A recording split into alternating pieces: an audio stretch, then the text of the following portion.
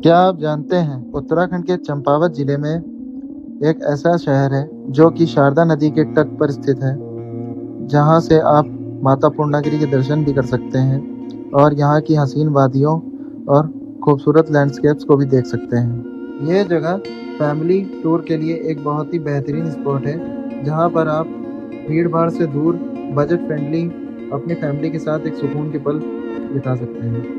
तो इसी नए एक्सपीरियंस को साझा करने हम निकल चलते हैं अपने नए टूर पर, जो कि स्टार्ट होता है हमारे ही अपने लखनऊ के चारबाग रेलवे स्टेशन से। सुबह 8 बजे की त्रिवेणी एक्सप्रेस पकड़कर हम बैठ जाते हैं अपनी सीट्स पर और पहुंचते हैं टनकपुर के रेलवे स्टेशन पर, जो कि हमें 3 बजे टनकपुर में लैंड कर देती है।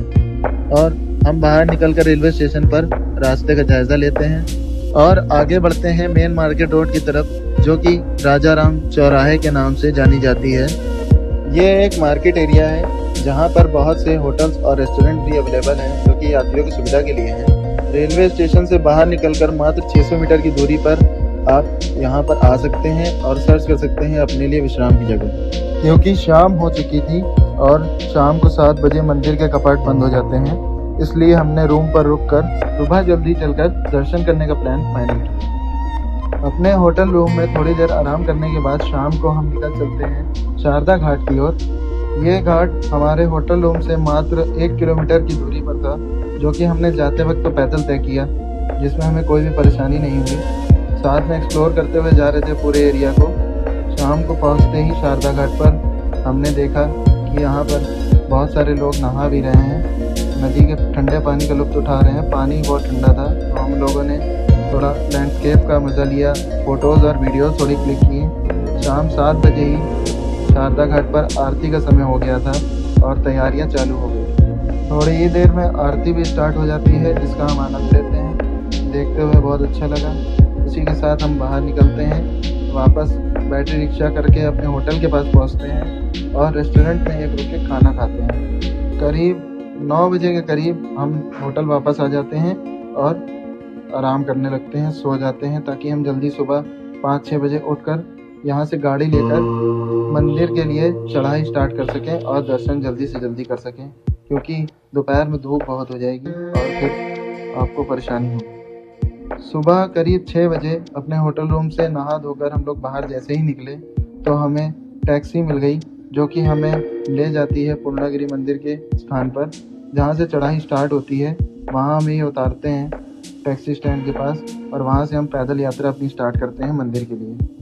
पूर्णागिरि माता का मंदिर ज़्यादा ऊंचाई पर तो नहीं है, बस 3 किलोमीटर की ही चढ़ाई है, पर ये जो रास्ता है ये बहुत ही खड़ा है और इसमें जीने बने हुए हैं, तो जिसमें आपको धीरे धीरे चढ़ना पड़ता है। थोड़ा बहुत आपको दिक्कत होगी, पर आप आराम से भी चढ़ सकते हैं और अपने आप को सुरक्षित कर सकते हैं। रास्ते में चढ़ाई करते हुए ही आपको बहुत से प्रसाद के काउंटर मिलेंगे, जहाँ से अगर आप चाहें तो प्रसाद ले सकते हैं, जो कि आप मंदिर में भेंट करेंगे। फिर उसके बाद आप चढ़ाई पूरी करके चल सकते हैं। हमें करीब 45 मिनट से 1 घंटा लगा होगा मंदिर के गेट के पास पहुंचने में। उसके बाद जो है श्रृंगार शायद स्टार्ट हो गया था, इस वजह से कपाट बंद कर दिए गए थे और यात्रियों को रोक दिया गया था, दर्शन नहीं होने दे रहा था। तो इस वजह से हमें लाइन लगानी पड़ी और करीब 2 घंटे के बाद हमें दर्शन मिले। दर्शन करने के जस्ट बाद हम नीचे उतर आते हैं चढ़ाई से और भैरव मंदिर के पास खड़ी टैक्सियों में बैठकर अपने रूम पर वापस आ जाते हैं, ताकि हम थोड़ा आराम कर सकें, क्योंकि चढ़ कर थोड़ा सा थक गए थे, लाइन भी लगी हुई थी, गर्मी भी बहुत थी। आके हम थोड़ा आराम करते हैं और शाम को चलते हैं नेपाल। फिर शाम को हम उठते हैं जब, तो बैटरी रिक्शा लेके जाते हैं घाट पे।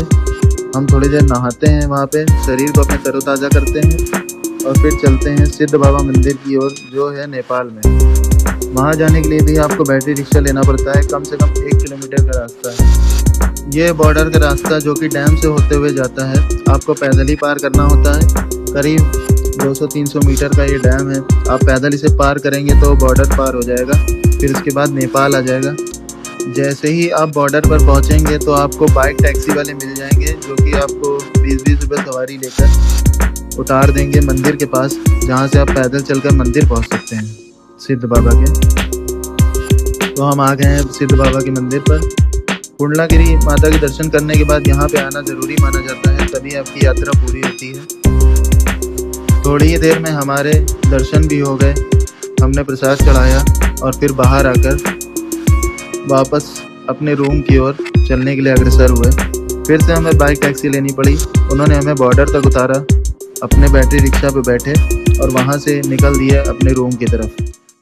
सुबह उठते ही नहा धोकर बाहर निकलते हैं, हम अपने रूम को छोड़ देते हैं इस वाले और नाश्ता करते हैं। फिर तभी हम एक टैक्सी लेते हैं जो कि हमें श्यामला ताल ले चलती है, वहाँ का थोड़ा टूर कराती है और फिर हमें छोड़ती है अपने रिजॉर्ट पर जो कि हमने पहले से बुक कर रखा था। अपने इस पुराने होटल के पास ही हमें एक टैक्सी वाले भैया मिल जाते हैं जो कि हमें श्यामला ताल ले चलने को एग्री हो जाते हैं और साथ ही हमें hill top view point, Shyamla Tal lake, आसपास का एरिया घुमाकर हमारे रिजॉर्ट पर छोड़ने के लिए सबसे पहले भैया हमें टूर कराते हैं वैली व्यू पॉइंट का, जहाँ से पूरी टनकपुर की वैली दिखती है।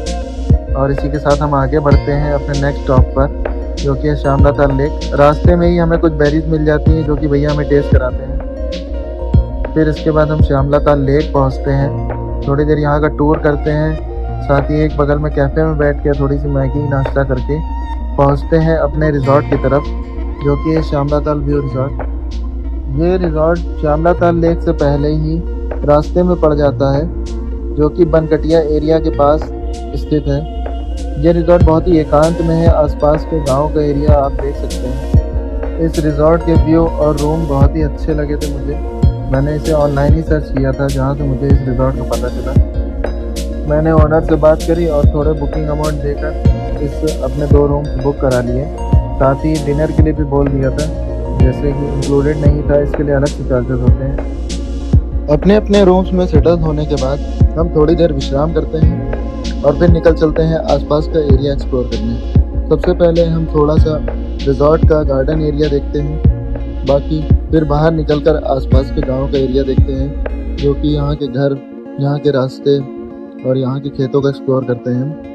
साथ ही फिर आगे चलते हुए रोड पर ऊपर हमें एक मिलता है कैफ़े, यहाँ पर बैठकर हम थोड़े स्नैक्स का लुत्फ उठाते हैं। उसी के साथ शाम भी हो जाती है, सूरज ढलने लगता है, तो वापस हम अपने रिजॉर्ट पर आ जाते हैं। यहाँ से थोड़ा लैंडस्केप का व्यू लेते हैं, नज़ारा बहुत ही शानदार होता है।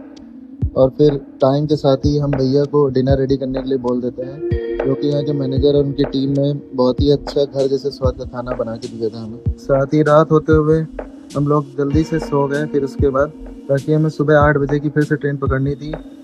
वापसी टैक्सी वाले भैया को बुलाना था और उन्हें हमें पिकअप करना था 6:30 बजे के आसपास। सुबह जल्दी उठकर फ्रेश होकर हम थोड़ा नज़ारे का मज़ा लेते हैं और साथ ही बैठकर चाय का लुत्फ़ उठाते हैं। कैब वाले भैया को फ़ोन कर देते हैं, वो आ जाते हैं टाइम पर ही। इसके साथ ही ये हमें टूर कराते हुए वापस स्टेशन पर छोड़ देते हैं, जो कि करेक्ट टाइम 7:45 पे छोड़ा इन्होंने। इसी के साथ ही हमारा टनकपुर का टूर पूरा ख़त्म होता है। साथ ही हमने जो भी यहाँ एंजॉय किया, जितने भी एक्सपीरियंस लिए, आपको सारे साझा किए। बाकी जो डिटेल्ड जानकारी है वो डिस्क्रिप्शन में आपको मिल जाएगी। और इसी के साथ हम अपना ये व्लॉग भी ख़त्म करते हैं। जय